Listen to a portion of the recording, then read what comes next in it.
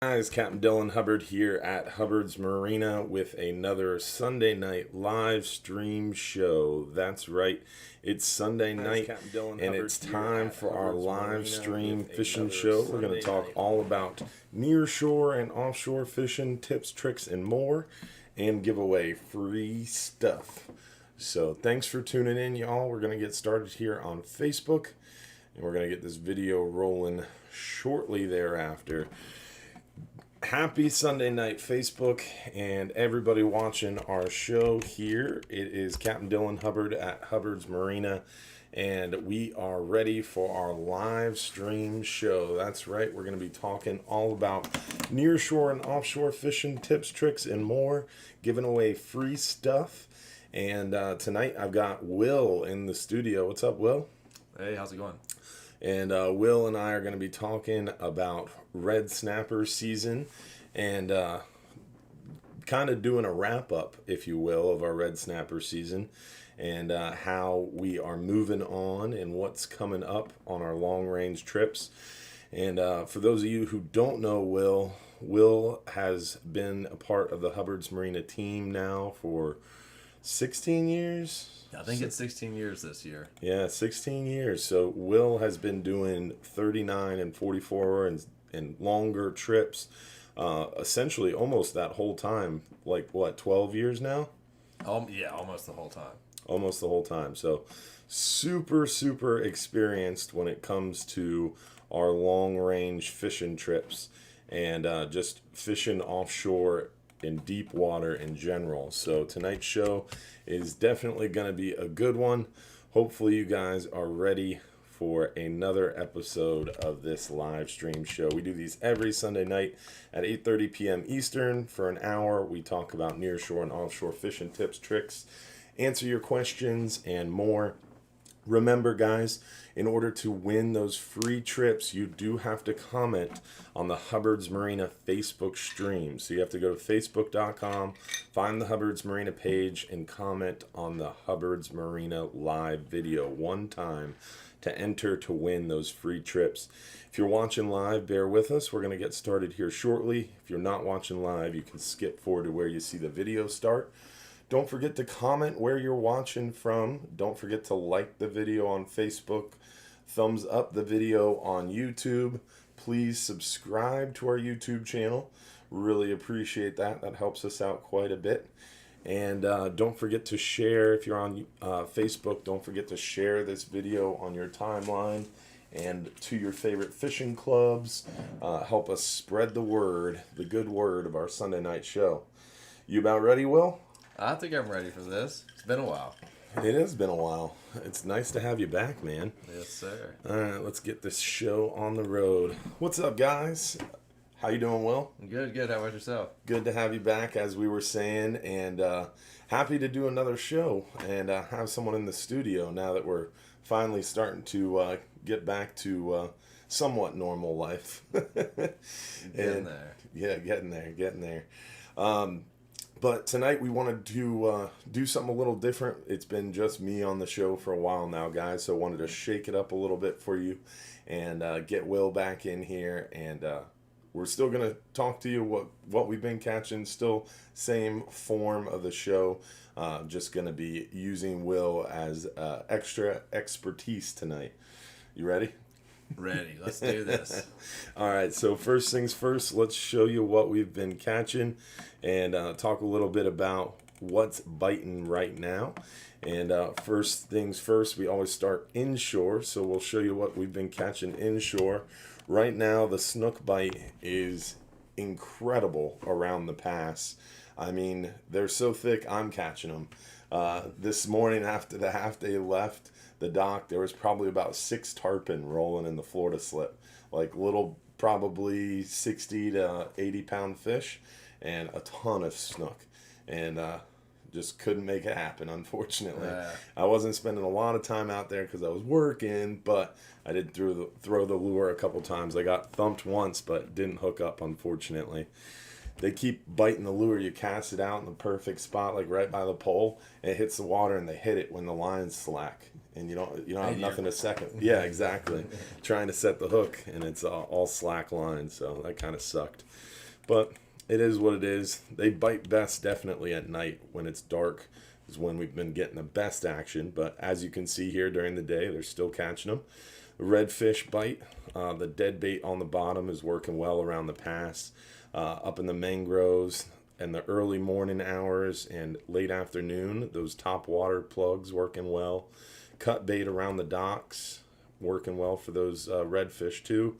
At night, they're using a lot of those flare hawk jigs and soft plastic paddle tails for the snook. You can see the soft plastic paddle tail in the mouth of that fish. Definitely a lot of good snook action. Daytime, nighttime, bridges, passes, docks, mangrove shorelines, pretty much anything. This is a triple tail. They've been catching them around the dock lights at night, oddly enough. Isn't that weird? Man, we saw some this trip. Yeah. We came up on a stump or something out there, and it was covered in triple tails, but we were turning around to anchor the boat, and we, like, ran into it, like, hit the side of the boat, and there was triple tails and flying fish everywhere. What? And we had spooked them, so we didn't go mess with it any further, but the triple tails are around right now. That's awesome, man.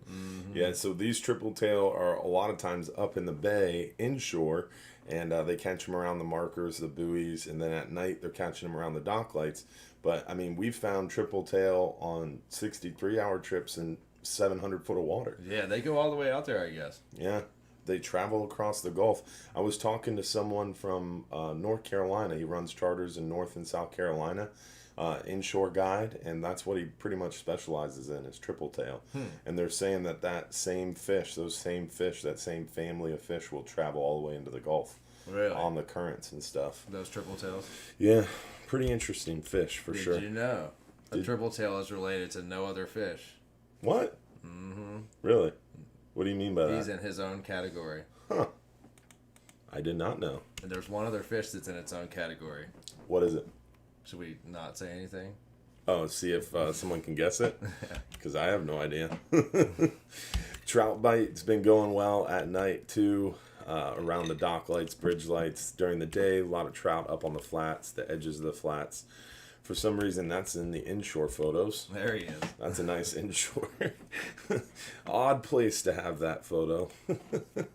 But that was it. Inshore, basically, snook, trout, redfish, biting best. We're still seeing a few tarpon around, lots of mangrove snapper. Let's work our way near shore, show you what we've been catching near shore.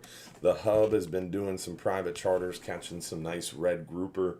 The red grouper bite's been pretty slow this year overall, but we've definitely seen some good action this week. I know you guys did well on the 39-hour, right? Our red grouper action has picked up out there. The 18 and 19-inch red groupers that have been 18 and 19 inches forever, it seems like, are turning into 20 and a quarter inch grouper to 21 and a half inch grouper. We had 20 to 30 under 22-inch grouper on the boat this trip. So, and a lot of we weren't throwing many back. The ratio's going up on the red grouper right now. Cool. So the red grouper bite's picking up near shore, and it sounds like offshore as well. So some good news on the red grouper front. Another nice red grouper from the Hub charters. Captain Pete there is one of our new captains on the Hub, and he's been doing well. I put this photo in there. It doesn't have anything to do with fishing necessarily, but was this the ride out? This was the ride out, yes. Can you guys say that's somewhat of an omen? Yeah, I woke up and I was like, Cap, it feels like it calmed down. And he said, no, Will, it didn't. So we're going to tell the story a little bit more about this 39-hour trip here shortly, because it was definitely an epic trip. So we're going to talk more about it shortly. But first, want to show you what we caught on that trip. Don't have a ton of photos from it, unfortunately, and we'll explain why shortly. But definitely some cool fish. And I do have a question for you about one of these fish, Will. This guy right there here. He is. I mean, strawberry grouper, obviously, because everybody calls rock hinds, red hinds, all those different Graysbees. They all call them strawberry grouper. Yep. So I would definitely say strawberry grouper, but that's an odd one, huh? That's the red hind right That's there. the red hind. And he's the most strawberry looking of them all, really. Yeah. And the most people refer to a strawberry grouper. It's most of what we're seeing are Graysby's. Yes, kind of the most are common. Graysby. We're catching a lot of those right now too. And we've been fishing relatively shallow in the grounds and shooting out deep if we can. This trip we had to stay shallow because of the weather, and we're doing well in the mangroves now. The mangroves were gone for a long time, or we weren't killing them for a while, and the mangroves and that size the red grouper have picked up a lot. Yeah, out there. So definitely, I agree with you. I think we struggled a little bit overall. Through the summertime and late May on mangrove snapper in general, but definitely been seeing a better grade of catch and more of those fish coming in. Yeah, and they're in relatively shallow water. We're not having to go way out deep to catch the mangroves anymore, and decent sized ones. You're still burning a lot of fuel. We're going a long way. It's a long way. So yeah, it's technically still pretty far out. Yes, it's a long way out. Yeah. Because I mean, calling the area shallow is a little misleading. It's definitely a long trip, deep water. It's as long as we go in a 39 hour, but we're going further. Yeah, it's at a different deep angle. water adjacent. Yes. So definitely some good mangrove snapper action. Red grouper picking up, and amberjack season's open. So how's amberjack bites been? The amberjacks are hit and miss right now. This trip, obviously, we had to stay in the grounds. We hit a couple of wrecks in the grounds just because it was rough weather. If we go out deep, it's hard to hold an anchor on those deep water spots. But the couple trips that we've been out deep, there's big jacks out there right now. Yeah, anywhere from 50 to 100 pounders right now. Yeah, you've had probably a couple, maybe a half dozen 100-pounders hooked. So you say you always come back with a good story of one. And we landed one that was close to 100 pounds. We did land one, a 98-pound one, I think. 98 pounds. But some of those fish, sometimes you catch him, he just runs around in a circle, but sometimes he goes over the bottom and gets close to the bottom over a 15-foot ledge, and he'll cut your line just like a grouper will. Mm-hmm. They're smart. They don't get that big from being dumb. No, they know where to go, or I don't know. They will get you in the bottom and break your line. I know that. Yeah, and they'll get you in the superstructure of the wreck, just swimming in circles. Or wherever they are. Yes. Yeah, so they are tricky, but I've seen some of our trips have done really well on the jacks. Other trips not so well, and I think it has a lot to do with the weather and being able to get out there to those deep water fish. Yeah. And it kind of is almost like a trade-off.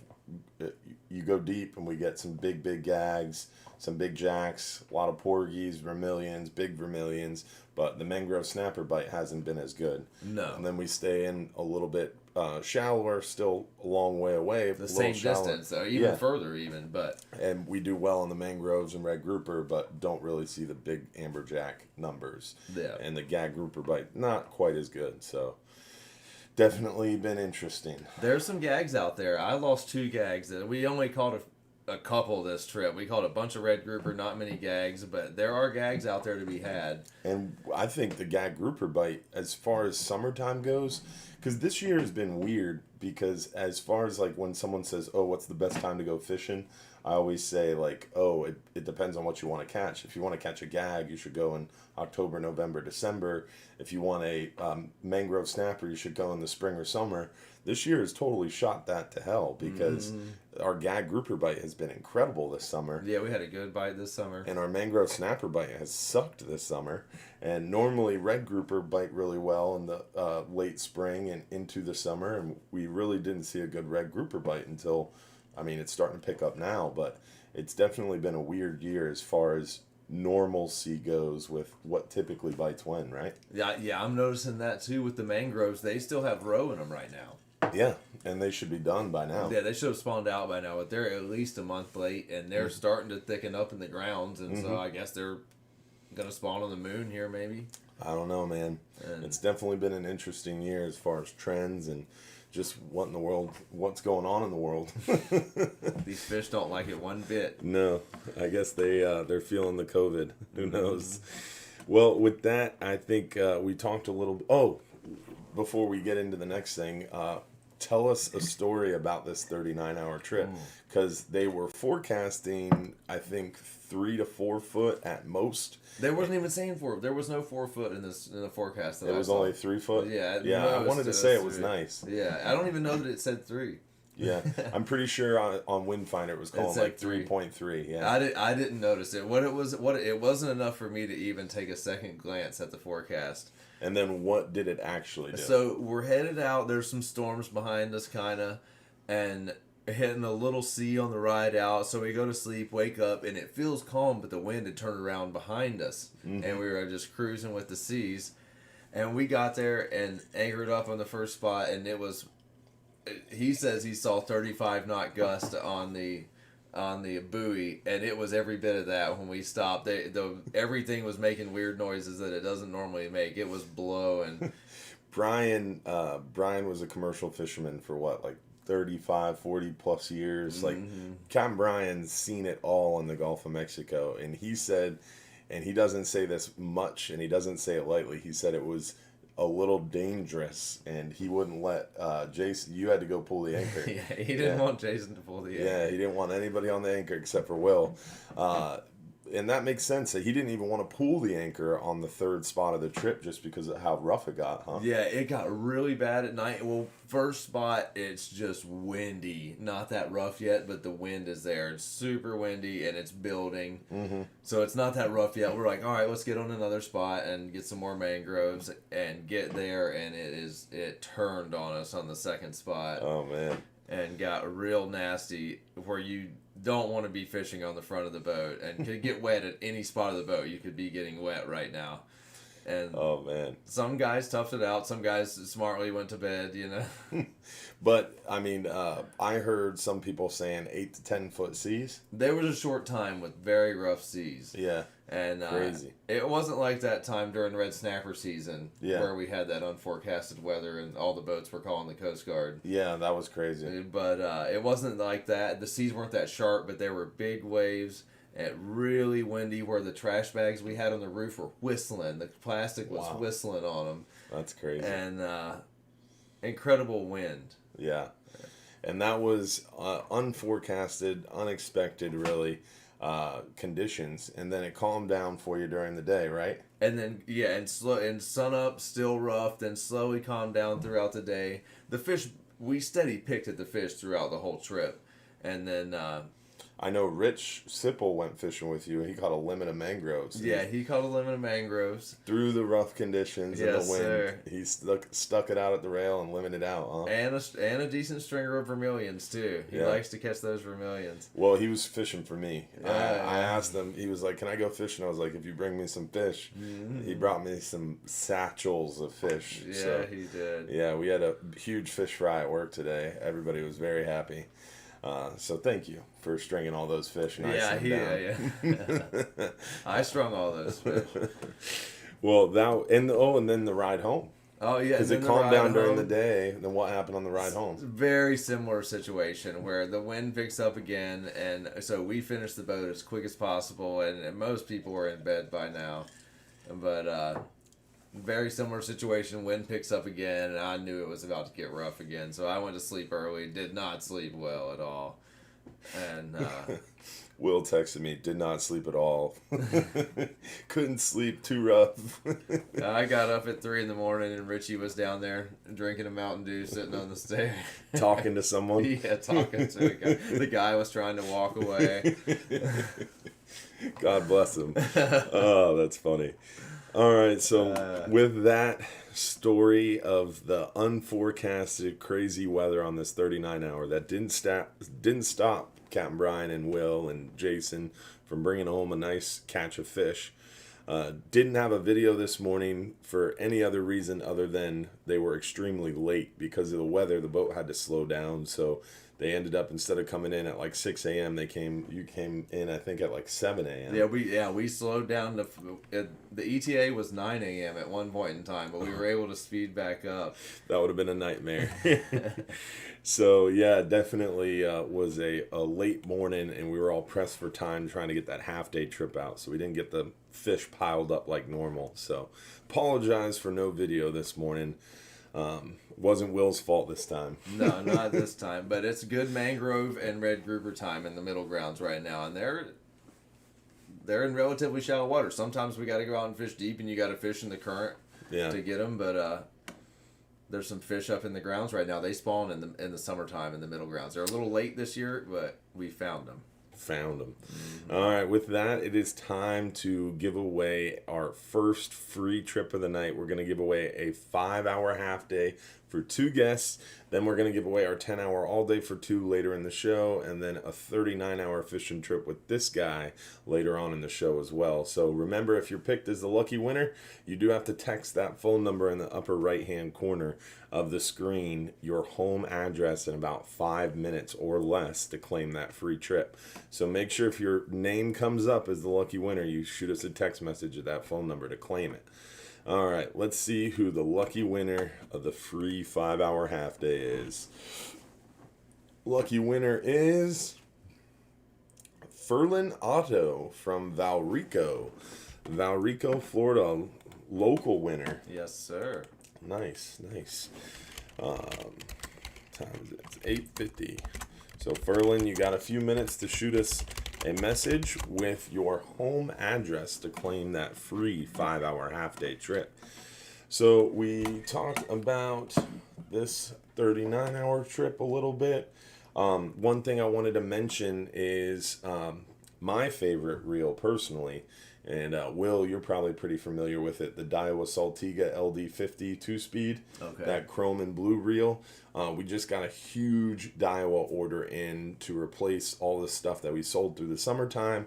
Took forever to get in because of all the COVID mess slowing things down. We just got a ton of them in, and Amanda's doing a $100 off special right now. Oh yeah, the people on the boat were loving that this trip. Yeah, you spooled a couple for me. I appreciate it. Yes, sir. So instead of $3.99, $3.99. They're normal.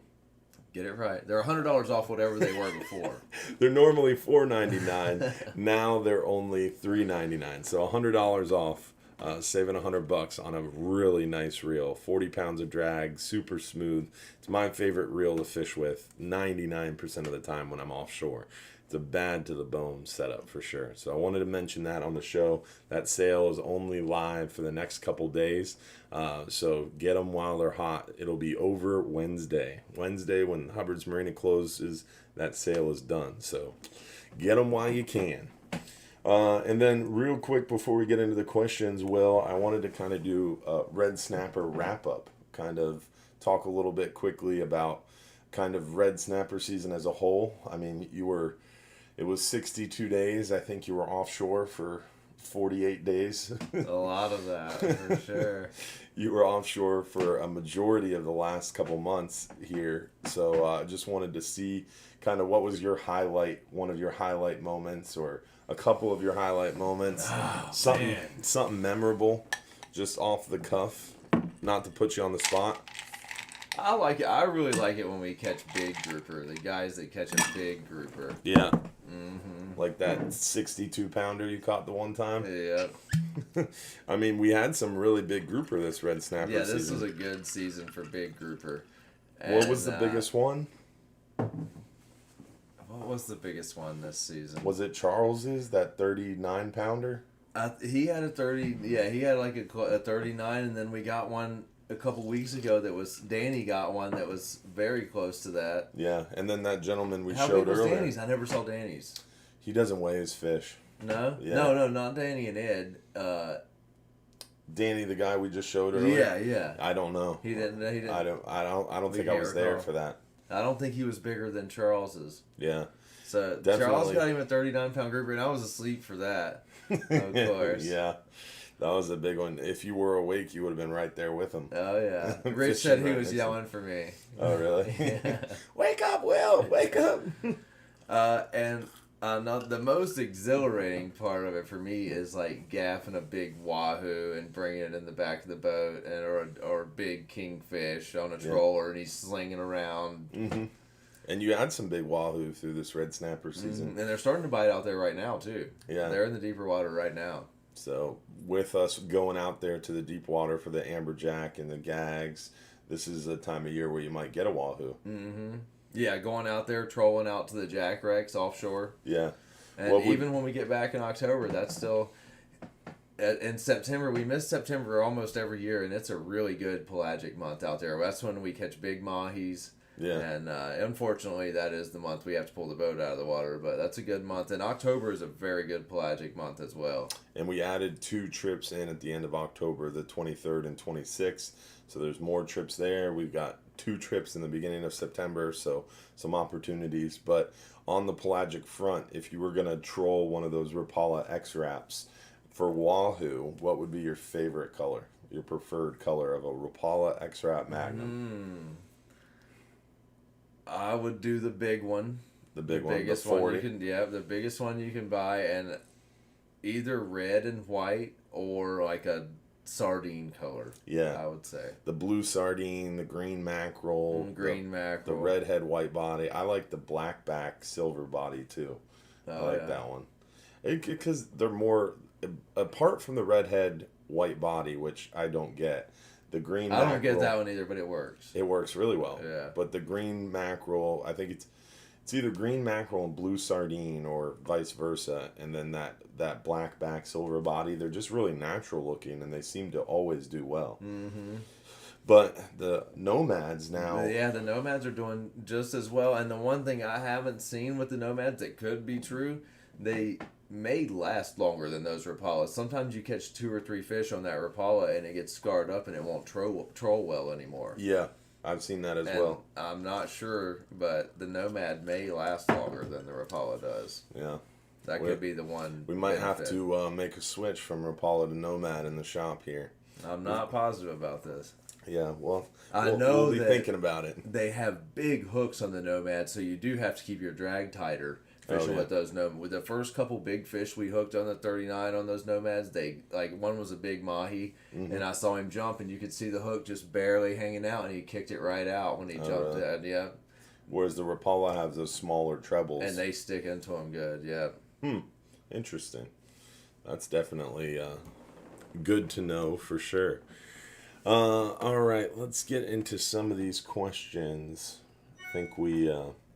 The last thing I wanted to ask you was, I know now that we're outside of red snapper season, trips have gone from sold out, full to now there was one trip I think you left the dock with 17 people. Yeah, we did. Yeah. So we went from 50 people, now we have 20, 25, 30 people on a busier trip.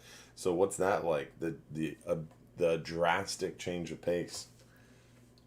It's good. I like it.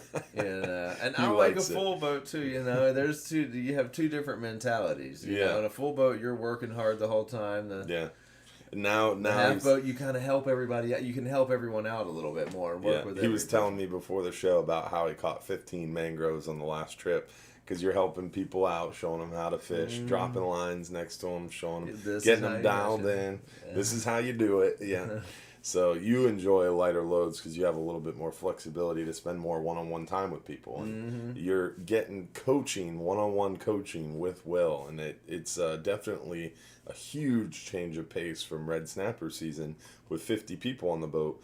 You don't have time to sit there and talk to someone. No, 50 people on the boat, and we try to explain this to you guys when you're on a 50-person boat. We've just got to help out everyone. You know, we don't have time, which we try to make time as much as we can.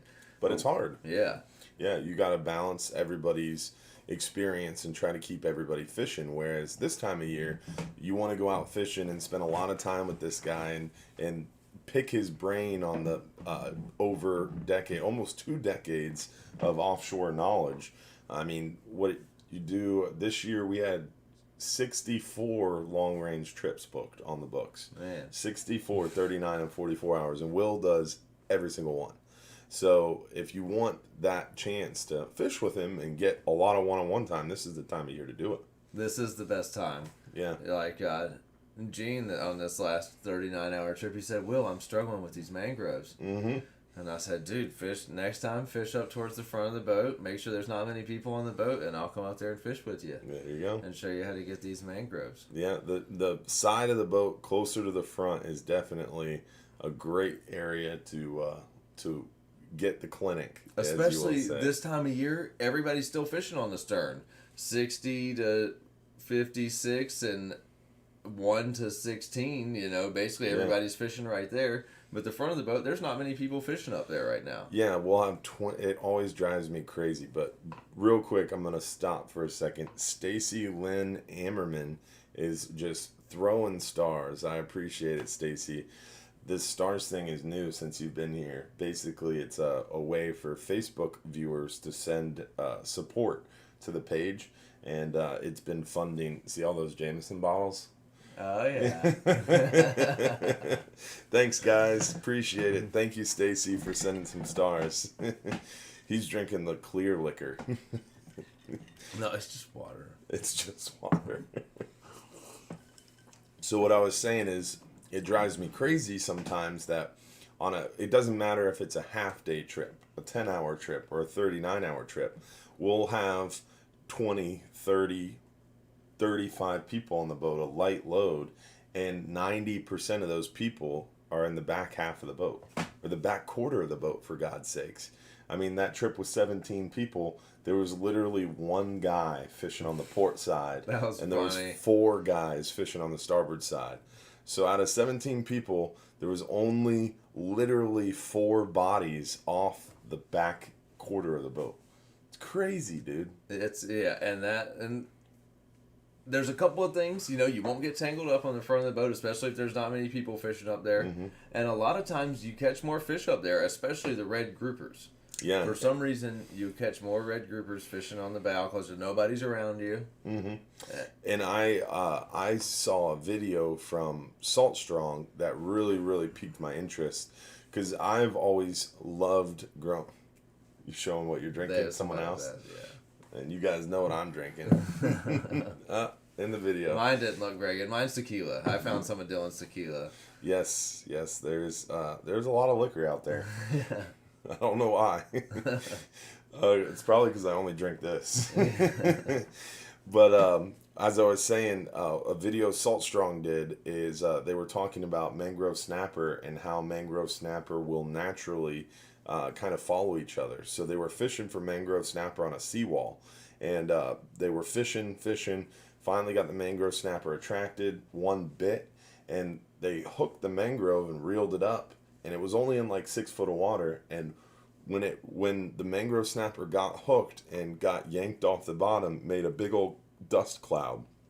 There was a pinfish, there was a sheep's head, there was another fish in the photo, I forget what it was. But when that dust cloud got kicked up, the sheep's head scattered, the pinfish scattered, what happened? The cloud settled, 3 more mangroves appeared out of nowhere. They dropped another piece of shrimp down, hooked another mangrove. And then the dust settled, there's 4 mangroves. And dropped another shrimp down, caught another mangrove. And it was literally like them catching fish in this small area was attracting more mangrove snapper. And I think that's kind of unique to mangrove snapper, but it also kind of gets that smell going in the water, because when you catch those fish, they regurgitate. Yeah, he spits that shrimp out you were using for bait, and maybe whatever else he had in his mouth. Yeah, and I think it gets that smell going. So I notice it a lot of times. Like, for example, if I'm fishing next to you and Garrett will come over, or me and my dad are out there fishing and we're catching fish back to back, it's almost like even if you're on an island, which this time of year with light loads fishing up in the bow, you kind of are on an island up there. You're 50, 60 feet from the closest other fisherman. I feel like if you don't miss that fish, you hook that mangrove, you cast back out, and the boat's not swinging like crazy, I feel like you can almost get a kind of a frenzied bite where you're fishing. Do you agree? And then you'll get a grouper bite in there too. Yeah. And you lose the grouper every time, Because you're mangrove snapper hunting with a light tackle. But I feel like a lot of times, especially at night, you can kind of notice the fact that it doesn't going over there. Yeah, you get them going on the bow. And your dad taught me a trick. What? You know what a mangrove snapper spits out? Like 1 out of maybe 20 times, he spits out an eel about this big. Oh, yeah. And this trip, I threw that eel back down and caught 2 mangroves on that regurgitated eel. My dad loves picking up the nasty, the nasty shit that a fish throws up. It's crazy. No matter what it is, you can get it on a hook and you throw it back out on a mango bite, they're gonna bite it again. Oh yeah, they don't care. It's crazy. But yeah, definitely interesting. You never know. All right, let's get into these questions now that we're a half hour into the show. We definitely got sidetracked. Sorry for starting late on the questions. What are your thoughts on a TLD 2-speed Shimano reel? So that's one of our big trolling reels. Do you think you have a place to use it on a 10-hour trip? So as far as trolling on our trips go, you can troll guaranteed 90% of the time on a 5-hour trip, a 39-hour trip, or a 44-hour trip. Our 10 and 12-hour trips are often moving too fast to troll. So to answer your question, the Shimano TLD trolling reel is a great reel for trolling. It's a great reel for big amberjack. What I always tell people is you take that Shimano TLD and you put it on one of those meat sticks, like one of the big killer sticks or the monster sticks, and it's not a great trolling rod, but it will work to troll. And then when you stop trolling, you cut your trolling lure off, and now you've got a big AJ rod or a big grouper rod. Yeah, people do that on the 39. Yeah. And that's a great option for you. So it's a great reel. It works well. We have the Shimano TLD LWRSA 2-speed in our office, and it's a great reel. I think it retails for $3.99, but you do get 10% off if you have a trip booked. Next question. How long is it between spots on the 39-hour trip? Or how long do you set on one spot before you move again? Is there time to sleep between the 1 a.m. mangrove stop and the next one for grouper? So I'll take a crack at it first, and then I'll let you. All right, you take it first. All right, now you're the guest. Yeah, the 39-hour can go many different directions, and generally at night we're fishing for mangrove snappers. And you could catch a grouper on any one of those mangrove snapper spots, a kingfish, a tuna, especially at night, kingfish, tuna. And we probably fish 4 to 6 spots at night from midnight till whenever sunup is. And generally after sunup, those fish that we're fishing for on the ledges in the middle grounds or wherever we end up fishing, they slow down in the daytime. And so we'll generally catch our nighttime fish and take a run out of that area. This time of year, we're going looking for amberjacks. In the morning, they like to bite in the early morning hours and evening hours. So you don't catch many of them in the middle of the day. So mangroves and groupers at night. Go try for red snapper season. You go try for red snapper in the daytime. Yep. But right now, we're looking for jacks in the daytime. We'll try a couple spots for jacks and then a couple different spots for groupers and porgies, and then try to come back and get on some mangroves at the end of the day. And in my opinion, to answer your question, how long is it between stops? It kind of depends. I never answered that. It's all good. It kind of depends on what we're fishing for, and it kind of depends on honestly the time of year, the captain, the species that are open. Like Will said, for amberjack, sometimes at night we're fishing for mangroves in certain area. We got to make a long run at daybreak to try to get to the amberjack. Other times when amberjack are closed and we're just focused on red grouper and mangrove snapper, you got quarter-mile runs. Yeah, sometimes we fish hard and fishing one crack 10 hard. 10 minutes a spot sometimes, but sometimes we make 3 1-hour moves in a day. Yeah. It depends on the trip, the time of year, the captain, the plan of the trip. It all varies. But to answer your question, in my opinion, I think if I'm going out on a 39-hour trip, and I know, for example, let's say a Friday trip, by example. So on a Friday trip, I would typically try to stay up really, really late on Thursday, and then go to sleep and sleep in really, really late, and then wake up at wait, I'm messing that up. Basically, you want to get your sleep schedule, so it's hard to sleep on a ride out on a 39-hour. I do it no matter. I fall asleep no matter what. Cause you're trained. You're trained, but the average Joe can't sleep on the way out. So you want to try to get as much sleep as you can the day before the trip, the night before the trip, and even it's hard to sleep the night before the trip because you're excited. You want to go out there and go fishing. You're looking forward to it. So, long story short, maybe whatever it is, Advil PM, a big bottle of Jameson. You want to try to get a good night's sleep the day before the trip, and then the night before the trip, and then once you get on the boat and you're on the ride out, I think sometimes people get a little distracted trolling. Troll. It's not a good time to troll right now. At least Yeah. on the 30, on the way out on the 39. August is not a great trolling month on the Yeah. ride out. Yeah, people will get distracted trolling or setting up rods or drinking beer, whatever it may be. And then they end up not sleeping on the way out, and then you're in a pickle. So you really want to try to, at least me, I try to get a lot of sleep the night before the trip. And then on the ride out, I prepare my rods, I brine my bait. I might have a troller out depending on the time of year, but most of the time just brine bait, prepare my rods for bottom fishing, and then drink a few beers and try to pass out as early as I can. Because essentially, once we start fishing, you're fishing hard. The people who catch the most fish, the biggest fish, the best fish, they fish almost the whole 20 hours. Yeah, and you have to fish. On a 39 hour, you have to fish every spot. If you miss one spot, you could have missed the whole trip. You could have caught 2 big groupers. Yeah. And one spot 5 can snappers change. on that spot. One spot can change everything on a 39-hour trip. You have to fish every spot on a 39 hour. And basically, like Dee said, you sleep on the ride out. You try to stay up all night.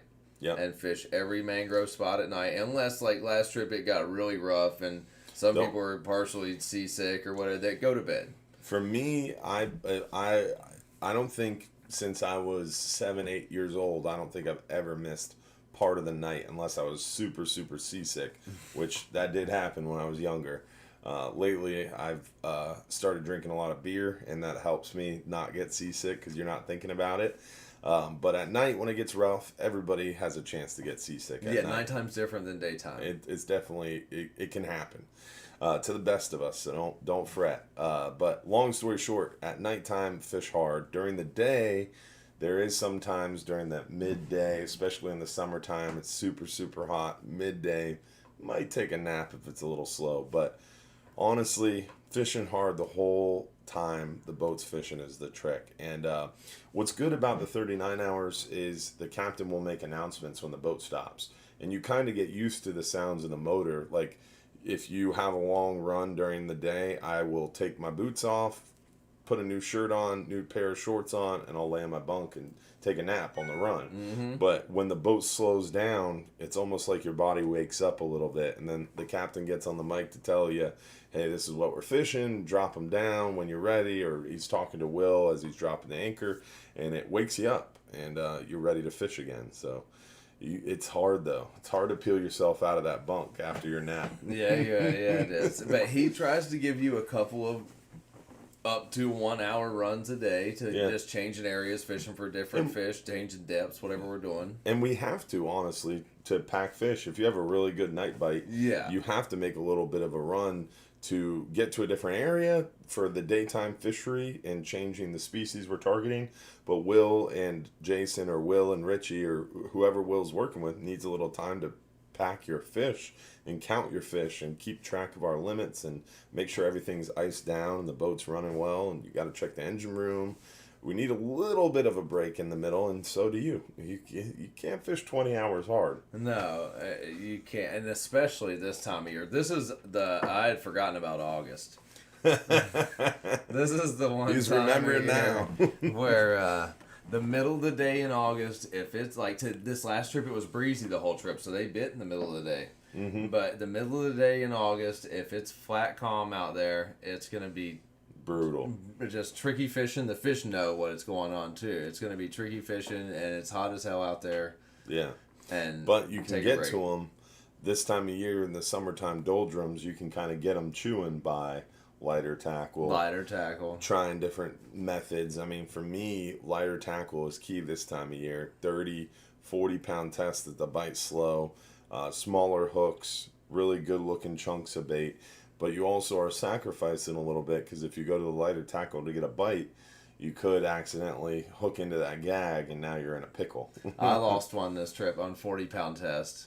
and you think about it for days. And Days I had him call, but we were in like 100 feet, and they fight the whole way to the top in 100 feet. And if you chafes it a little tiny bit, on the bottom, then you get them up off the bottom. You're like, I got this mother, and you're celebrating already.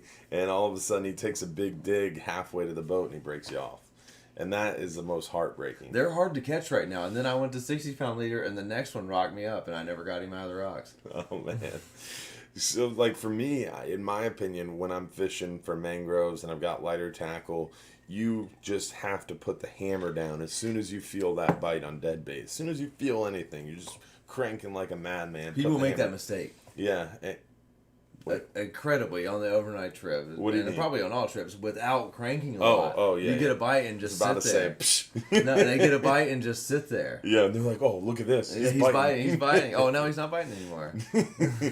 If you're fishing dead bait, the second you feel anything, you're putting the hammer down. Yes. Pulling the trigger. Yes. Cranking like a madman.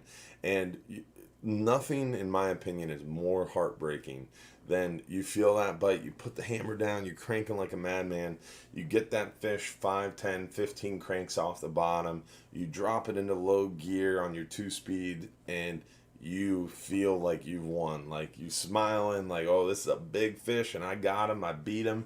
And you put a couple cranks in, and he frickin' comes unbuttoned or breaks you off. I think that's the most, because like if you feel him biting, you put the hammer down, you put a couple cranks on, and he takes drag, and you're fighting him, and then all of a sudden he pops you off. I'm like, all right, that was a badass fish. I wasn't geared up right. He won. He got me. But there's nothing worse than getting him up off the bottom, winning that battle. That battle is the first 10, 15, 20 seconds. And then he gets you. That's frustrating. That happened. So then I went to the big leader, and we had an odd current where you had a bow in your line. And I thought I had this one again. I crank as hard as I can, and then I'm stuck in the bottom.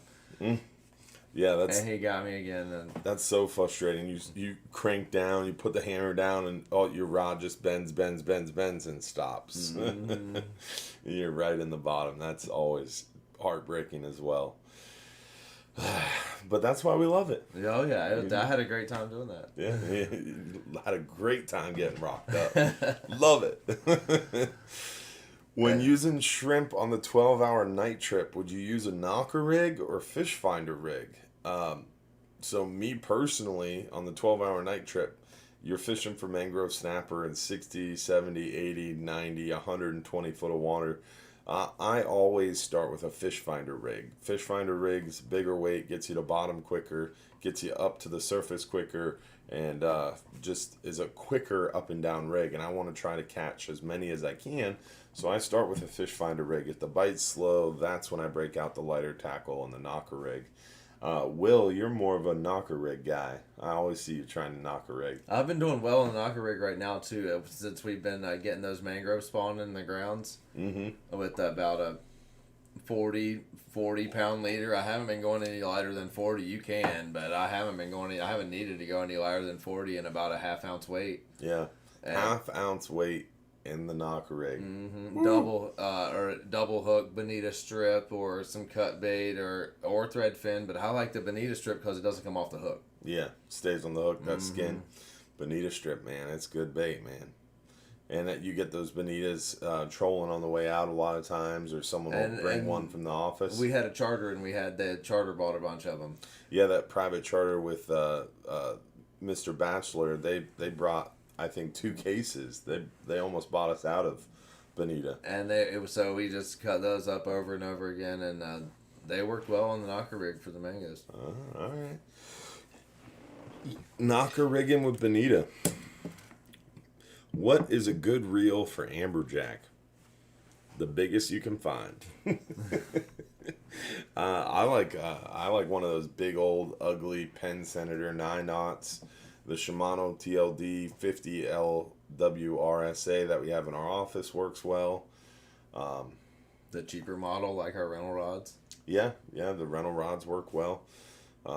I think Bass Pro Shops makes an offshore angler Seafire 9/0 reel. That would be a good option as well.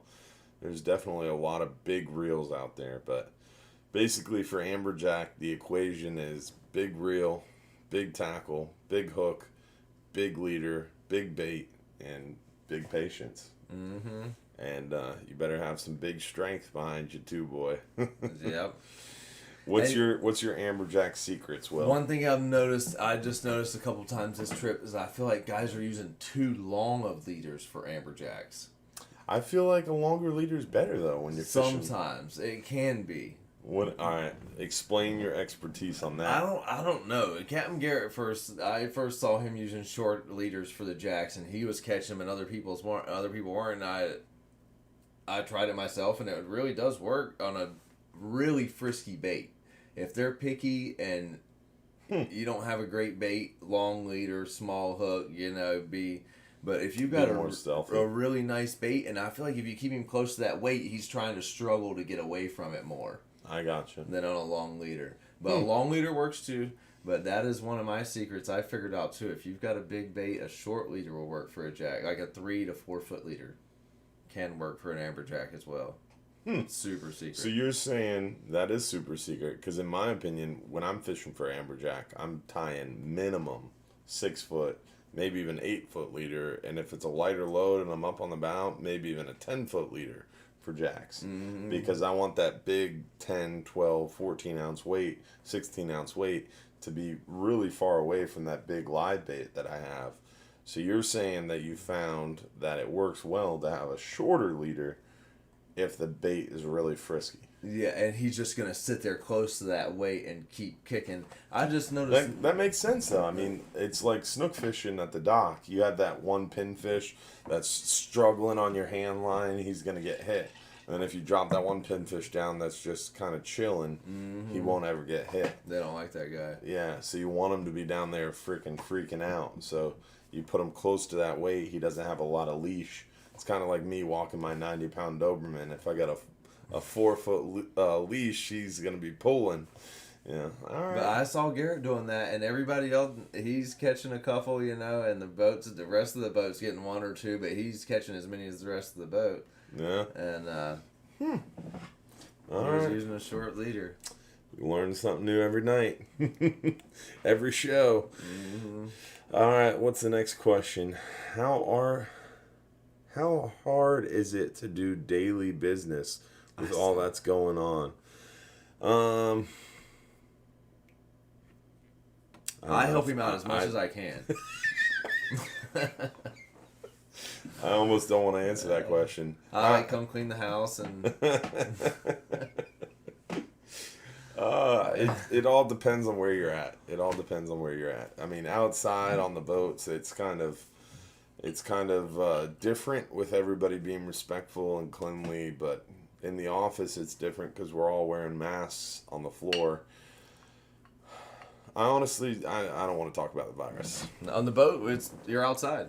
Yeah, you're on the boat, you're outside, you don't have to wear masks. It's recommended, not required. In the office, you have to wear a mask. That's Pinellas County's rule.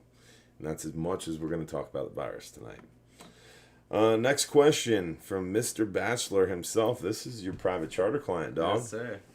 I know you will be looking through these questions for tonight. I just wanted to tell you that my family, friends, and myself had a wonderful time on our private 39-hour fishing charter. Captain Brian was awesome, and Will and Richie are as well, and Jim the cook made it a special trip. Just showing love, man. You guys Glad killed to it. have you guys. And they experienced that middle of the summer, hot August day where the fish just do not bite in the middle of the day. And we just got to keep trying new spots, and they start biting by the end of the night. Yeah. Trying different depths, trying different things, trying different techniques, trying new baits like the bonita strips and lightning tackle. Definitely all helps. And we did hit a decent spot at the end of the night. Got a few mangroves, nice big mangroves, and caught some big red snappers in shallow water. Surprised me the size of the red snappers in 100 feet of water. Yeah, big, like 14-pounders in 100 feet of water. And they fight really hard. They fight like groupers in that depth. Yeah, man. Some of those big red snapper are definitely tricky. Once they close up and you hook a big red snapper, you're like, oh, I got this gag. You want it. Yeah, I got this gag. And you get them up and you're like, mother. That definitely stinks. When offshore fishing, do you have to vent fish that you're keeping? No. If it's going in the box, if it's coming home with you, you don't have to vent it. The only time you vent a fish is if it's going back home. And make sure you watch that How to Vent a Fish video on our 39-hour page on our website. Or if you catch a fish that's legal to use for bait, Yeah, you wanna have to vent him before you put him in your live well. Yeah, gotta vent. All right, touche. You got me there. Bang. Yeah, I appreciate it. Yeah, if you catch one of those fish that's legal to use for bait, like one of those knobbed-eye porgies, you want to definitely vent it before you put it in your live well, or it's gonna die. Mm-hmm. And we're having that trouble right now. The water's so hot on the surface. Even pinfish are, it's just so hot out there right now. We're having some bait die regardless. It just happens this time of year. Yeah, it's definitely tricky to keep a live bait alive. In a live well on the boat, it's definitely it's a tough time of year with that hot water for sure. Next question, have you ever considered selling the squid wings used on your 5 and 10 hour fishing trips in your shop? We do. We have considered it. We do sell it. A bag of squid wings, I believe it's a 40-pound bag, goes for $90, and a wing is $10 to $15 depending on the size. There you go. So we do sell the squid wings by the 40-pound bag, and we do sell them by the wing as well. Will is the man. Can't wait to get out there and fish with him again soon. Yes, sir. You really are the man. I try. I mean, I love you, dude. I know I clean the house well, but I feel like I've seen you clean the boat, and I would never let you clean my house. Because a hose and a bleach mop wouldn't go so well in here. no. 30th wedding anniversary, October 6th. Pardon the pun. I don't get it. The Florida Fisherman will be back in service for that 39-hour. Unfortunately, the Florida Fisherman is out of service starting September 8th through October 22nd, I think it is. You know, Will? No. I was trying to figure out what the pun was? Yeah. I don't know. It's over my head. Do you ever catch any red grouper or snapper by chance on the half-day trips? No, not really. I mean, A red grouper. You catch red grouper very occasionally on a half-day trip, but you don't ever catch keeper-sized red grouper on a half-day trip. Our 10-hour all-day is the shortest trip we offer that gives you a chance at catching red grouper. And if you really want to catch a red grouper and have a good shot at it, a 12-hour extreme, a 39-hour, a 44-hour with Will is the best way to go. 10-hour gives you a chance at it. We've been catching a few here and there, but we don't catch a ton. Half-day trip, primarily just what we call a gray snapper, also known as a white grunt or Key West grunt. Half-day trips are the gray snapper, white grunts, porgies, maybe some sea bass, sand perch, spot tails, and then maybe a hogfish, maybe a lane snapper, maybe a mangrove, but mostly just gray snapper or white grunts and porgies. That's the 5-hour trip.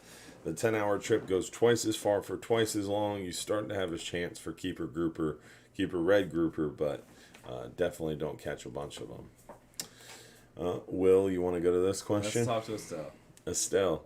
Estelle says, hey there, looking forward to the 39-hour Friday. How do you think the storms will affect fishing? So, good question. On our website, let's go to the website. On hubbardsmarina.com, you go to fishing trips. You scroll down to the weather links page. On our weather links page of our website, we have all the different weather links where you can kind of stay up to date. As far as affecting them, I think they're going to be biting, Estelle. Yes, to answer your question, I think they're going to be biting. But I agree with Will. But to answer your question more fully, the weather links page has the NOAA forecast, the wind finder forecast. It's got the webcams, it's got the buoys, it's got weather models, it's got the radar, the forecast. It's got our favorite, the Mike's Weather page. but it's also got this video called How Weather Affects Fishing. And this is going to definitely give you the answer to your questions as far as low pressures are concerned. But we're kind of pressed for time. What are they? Oh, no, go. What? No, What go. are they saying for weather this weekend? I haven't even looked. Is it going to be past us by then? Oh, well, if you're asking what they're saying about weather, let's just talk about, or let's just click on some of these beautiful links we have here. So the Wind Finder forecast, Will's asking about weather, so we're going to go immediately to our 39-hour forecast, since it's Will, and he only does these trips. Oh, we're in there. You can see the graph, and look at that Friday when our 39-hour departs. It's gorgeous. I mean, yes, it's going to be great. It's like it was meant to happen.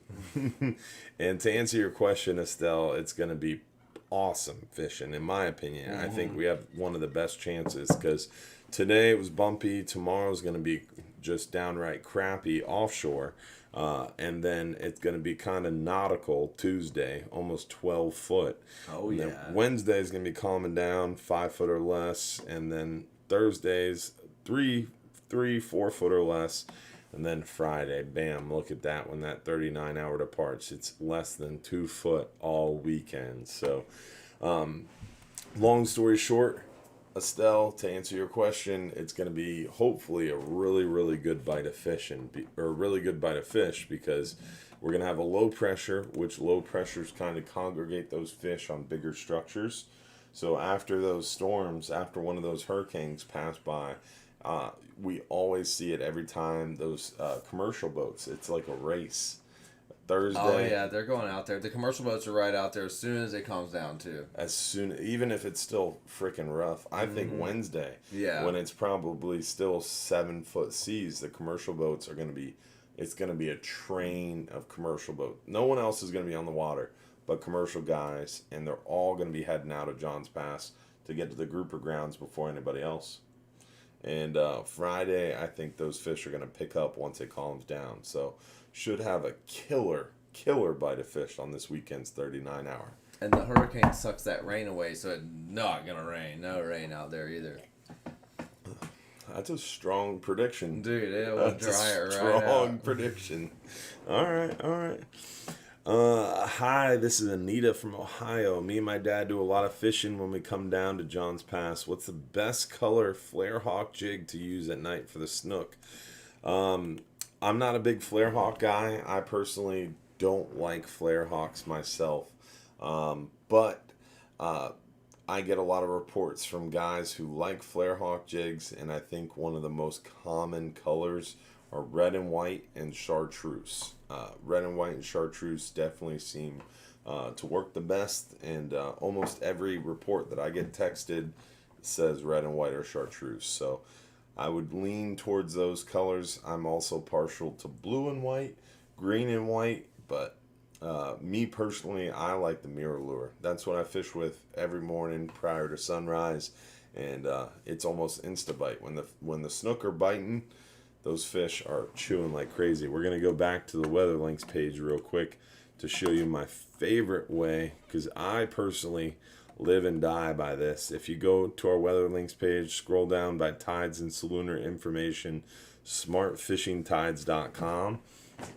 I check this before I drop a line in the water, because you can zoom in here. You can zoom all the way out. They have locations all the way up and down the whole, pretty much, the whole country. But obviously, me personally, I'm only looking at Johns Pass. You can look at this thing, and it's going to tell you exactly what day to fish. If you're local like me and you want to know what days to drop a line, it's going to give you a graph. Like Tuesday, definitely not even worth my time. Whereas Sunday, you better be out there fishing, or you're an idiot. And then if you scroll down further, it's going to give you times, what days are best. So for example, even if it's Tuesday the 25th, which is the worst day to fish in the next 10 days, because a lot of that has to do with weather, I'm sure, you can still find the best time to fish, which is 6 p.m. that day. So it gives you hourly projections. So For example, Monday, tomorrow, National Marine Fisheries meeting is supposed to start, so I'm not going to be heading down to the marina to put boats out. We don't have any boats going out because of weather. I might pop down to the marina in the early wee morning hours, probably at 6 a.m. to try to cast my mirror lure around to hook some of those snook that we've been catching so many of. So you never know. But that website is right on our Weather Links page under tides and salooner information. It's a great place to find that hourly forecast to get you some fish. Yeah. And a lot of times the watercolor even, and when the snook are biting, they're biting almost anything when they're shooing. Yeah, and that's how it's been. They're biting crabs, they're biting shrimp, they're biting threadfin, they're biting frickin' greenbacks, anything. It's crazy. Mm-hmm. I've been watching them eating shrimp on the way out of the pass. Really? When we get back. On the way in? Mm-hmm. Well, I think I forgot to give away a 10-hour trip. Oh, my goodness. I'll take it. Well, yeah, you want it? I mean... I feel like your wife would be really upset. I think you fish enough. Yeah, I do. All right, let's see who won a 10-hour all-day for 2 people. 10-hour all-day for 2 people goes to Gene Sturgill. Gene. Good afternoon. It is definitely not afternoon for me. Been up since 5 a.m. Earlier than that, really. 'Cause I was waiting for you guys, even though you were late. Still woke up the ass crack of dawn. But Gene Sturgill, congratulations. And thanks for watching. Now, we still got to give away a 39-hour trip. We are pretty pressed for time here, but I think we should at least answer one more question. Let's see here. How many species of fish have to be vented? Every species of fish past a certain depth. And Triggerfish are very hard to vent. Yeah, hard to vent, and they have to be vented at shallower waters. Hogfish have to be vented at shallower waters. Besides hogfish and triggerfish, I would say most fish in the summertime have to be vented past 70, 80, 90 foot of water. In the wintertime, most fish have to be vented past 100, 110, 120. And especially on calmer days, for some reason. They're very lethargic on calm days. And you get a little red grouper that you think's you throw back, he'll be okay, and he just lays right on top. Yeah. And that's to me, one of the most important ones is the little red grouper. Because you want them to live. That's the most common and most one that floats away. And it's easy to grab. Just grab him and poke him. You hear the air come out. Yeah. Throw him back. I think that has a lot to do with oxygen content. Because rougher conditions oxygenate the water, and the surface level of the water has more oxygen content in rougher conditions. So it's going to enable him to swim back down more easily. Whereas a calm condition, that water isn't oxygenated as much. He just lays, and it's hot on top. Yeah, he just lays right there. More stagnant water definitely lends itself to staying there more. And we've been using, how have you guys liked those descending devices? I know they've worked without fail so far. Yeah, you've been using them quite a bit. Yeah, the last couple of trips we fished the ground, so you don't have to worry about those bug-eyed fish. Because it's shallower. Yeah, but yes, we did use it when we went out deep, and it worked well. Yeah, because we're using some of the sequelizers on the boat for calmer conditions during midday when it's super hot. For the most part, though, 99% of our fish get vented. But when you vent a fish and you throw it in the water and it starts floating away, it's easy to recapture it and put it on the descending device to make sure it gets back down there. And those small red grouper, those really big red snapper, those hogfish, those really big amberjack when they're out of season. Amberjacks tricky fish. To be vented too, yeah. Yeah, all very tricky fish to vent and get them back down there. Especially big red snapper, big amberjack when they're out of season. Hogfish at any depth, if you don't get them back in the water quickly, they're hard to return to bottom. So definitely tricky. Mm-hmm. Sequelizer works well, or any descending device really. Let's see, what other questions do we have? What about Dave Granger? Nah. Should we get to Dave Granger? Grave danger. Do you carry the Saltiga 15? He likes that. No, we do not carry anything other than the Saltist 50 and the Saltiga 50.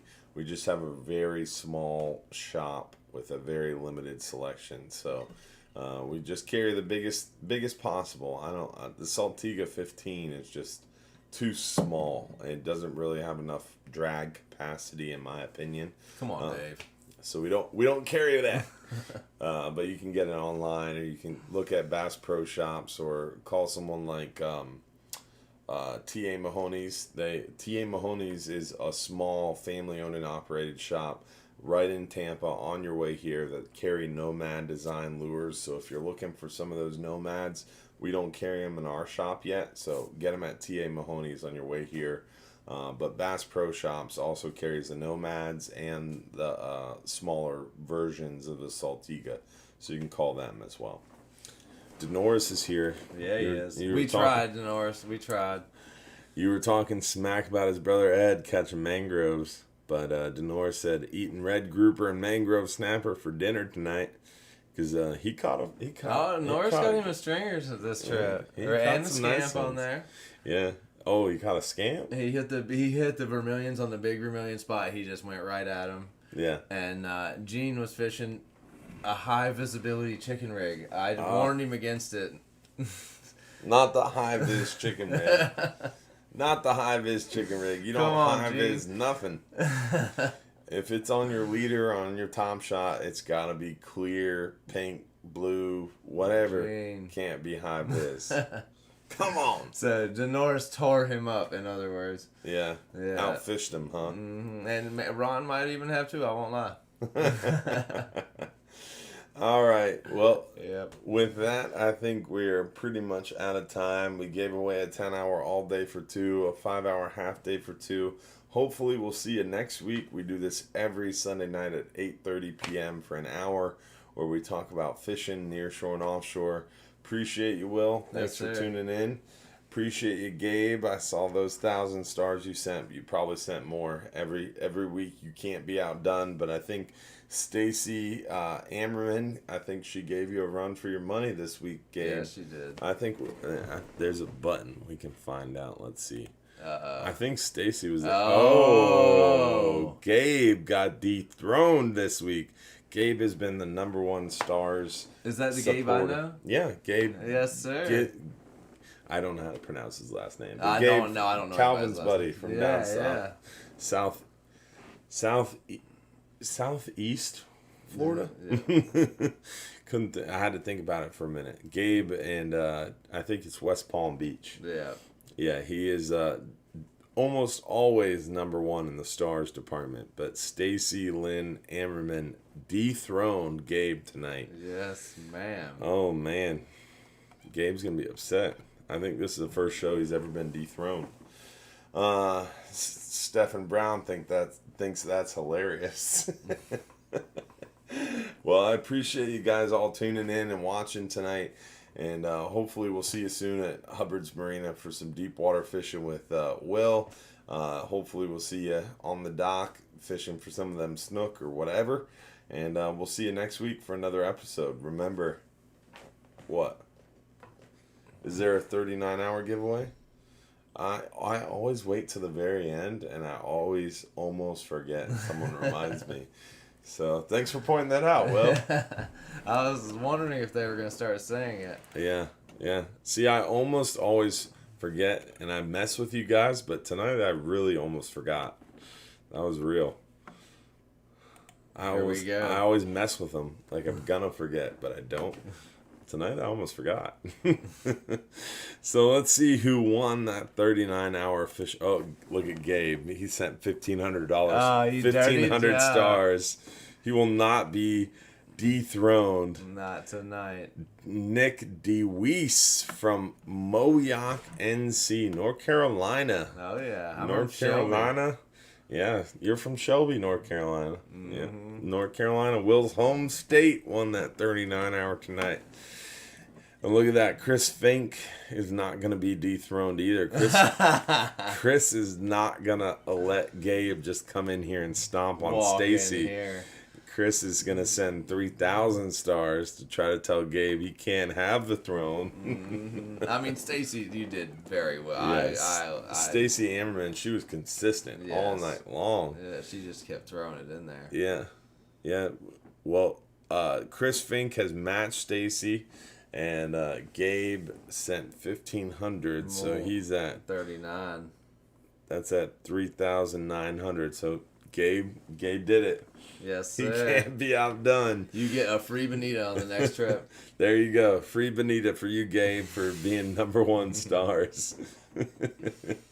Appreciate y'all tuning in. We'll see you next week for more shenanigans and more talking, fishing. Appreciate y'all hanging out. And remember, if you're too busy to go fishing, you're just too busy. There you go. Very official. See you guys. Have a good night. Okay.